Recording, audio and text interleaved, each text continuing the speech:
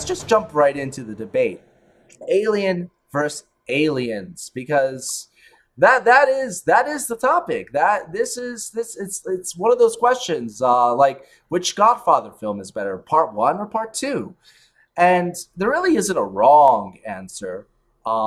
It seems that most fans are pretty split. If you're to go to Internet Movie Database, for instance, and gauge what their ratings are, Alien comes ahead by, I think it has a total of 8.5, and Aliens has an 8.4. Very close. Rotten Tomatoes, it's actually the opposite. Alien has a 97, and Aliens has a 98. Although, who would actually give negative reviews to either of those movies must Correct. be off the rocker. But I digress. How do you feel about it, Kyle? Which do you prefer? And is it really a question worth delving into? I mean, it's a question we're delving into because this is what, personalities like us do. But the question, here's the thing, Demos. This, it's not that it's a bad question to ask because it's very thought provoking of the art of cinema itself, which I have no business to be digging into to the same extent that you do. But I'll say this. I don't think it's a fair question because the movies are so different. Are you bleeping kidding me? That Like, that is actually true. I mean, one is a horror film in space. I mean, really, when you get down to the one line description, it's a horror film in space. I think it's a lot more than that, obviously, but and the other is an action film. It plays up the action tropes much more than it plays up the horror tropes. So there's some of that there. Don't get me wrong. I think the one scene in particular in Aliens that is probably the most terrifying scene is when the facehuggers get loose and they're locked into the laboratory.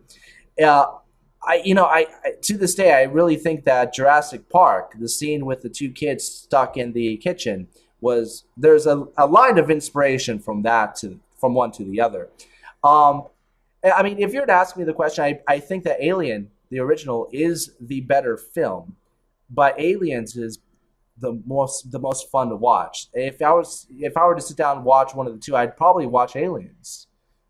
God, but it's not. I'm not a. See, I'm the wrong person to ask to, because as action movies go, I mean, yeah, I've watched some and I've enjoyed some. As horror movies go, I'm not really a horror movie guy, but of course, Aliens is a good movie. In space, no one can hear you scream. That's a tagline for the ages. This is one of those things. This is one of those movies you could actually call a classic. Because Yes. A, it's actually old enough. Newsflash: those people that use the phrase "instant classic" grab a tack hammer and thonk someone on the head the instant you hear someone use that term, because there is no such thing. Side note aside, and I'm with you. I like the way you said it. Is that Aliens is more fun, right? Aliens might be the better movie, but what does everybody quote in multiple places on Aliens? Game over, man. Well, no, yeah, game over, man. Get away from you, her. Get away from her, you bitch. And there's another one I thought of that I've now lost. But more people quote that movie. The other one, there's not really quotes. There's just freaky ass shit. Like everybody, you remember images from Alien. You remember quotes from Aliens. Yeah, but it goes with the genre.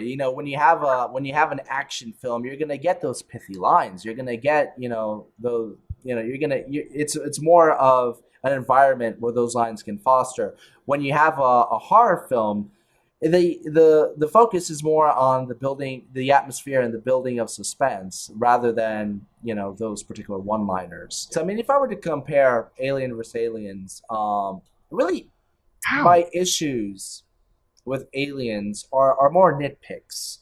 So nothing that really hurts the film very badly. But one of the things I really liked about the original Alien, and probably one of the most terrifying things about it, was the reproduction cycle of the alien. There's something so tangibly organic about it. It made sense. There was a logic to it, and that made it much scarier. I mean, Made it cold.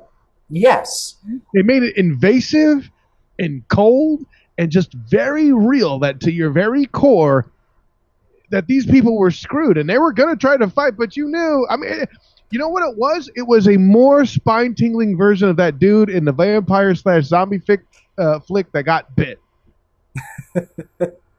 Yeah, I mean, yeah, I can definitely see that.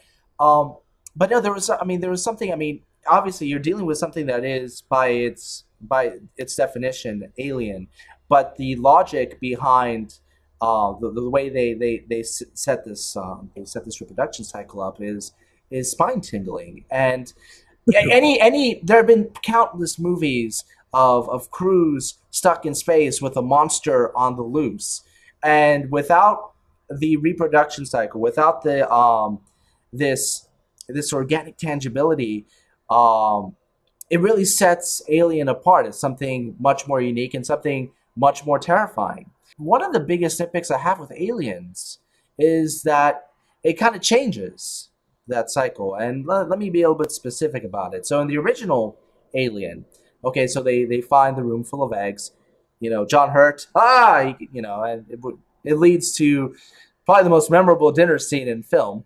Um, the little alien comes out and it grows into a monster, and then and the director's cut actually has a few of these extra scenes in them. The alien captures some of the crew and actually starts turning them into eggs, which is God. Having the face hugger on your face is one thing, but actually being captured and turned into an egg, so this entire cycle can repeat. That is terrifying to my core.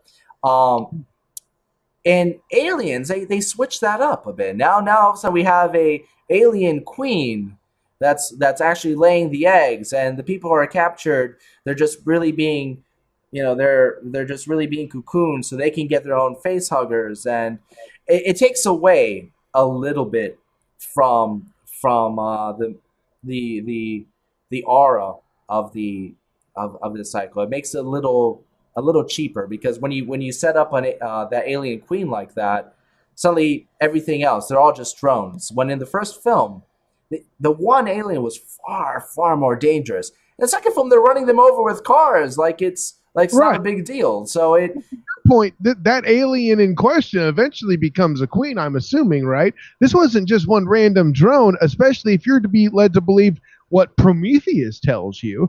As that's it is another story. a prequel, what happens is that particular beast spins off. The reason why it's less glorious is because it's showing you two things. A, these are more drone-ish aliens, and B, these things are starting to procreate and spread at such a rate that, I ain't got time to make everyone a general. You got to have some grunts somewhere. You know what I'm saying? Oh, I see what you mean, and that's why I'm thinking of it more of a nitpick, not a film destroying plot hole or so forth. In the first film, you have an alien that's essentially very indestructible. I mean, hell, she has to. It gets sucked out of an air of their airlock, and she had to use the jets on the freaking spaceship to burn it to death, and it's still hanging on. Yep. So in Aliens, they're run over by cars or shot, to death. It takes away a little bit from the overall danger for the sake of it being an action film, and really that's probably my biggest nitpick. And if that's my biggest nitpick, then you're fine, because the rest of the film is like I said, it's a lot of fun to watch. In a realistic situation, Paul Reiser would have been the first to die, but I digress. He's died plenty in front of crowds. Oh! No, I like Paul Reiser. I should think.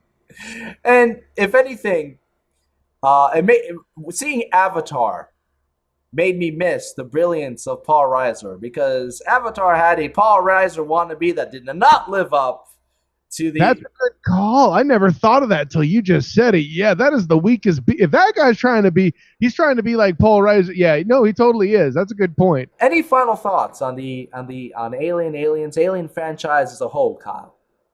I mean, look, it's a lasting name. I know not all of it's perfect, but it's built on the foundation of something. We had two films that were built the way films of their respective natures, of course, I refer to Alien and Aliens, should be. And I like the fact that even though the films aren't perfect, one could argue they even miss in a lot of cases. I like the fact that they're making them to keep those other first two films relevant. If you think about the influence that Alien and Aliens has had on sci-fi cinema of its type. It is far-reaching. I mean, look at Star Trek: First Contact, for instance, which is highly regarded as probably the best next generation film, if not one of the best Star Trek films. It owes a lot to Alien, from the set design to some of the ideas. A lot of Event Horizon, a lot of Red Horizon, but a lot of it has had an influence, and regardless of whether these future films, they rise to the occasion or they fail, it's not going to take away from the importance that these first two films have had.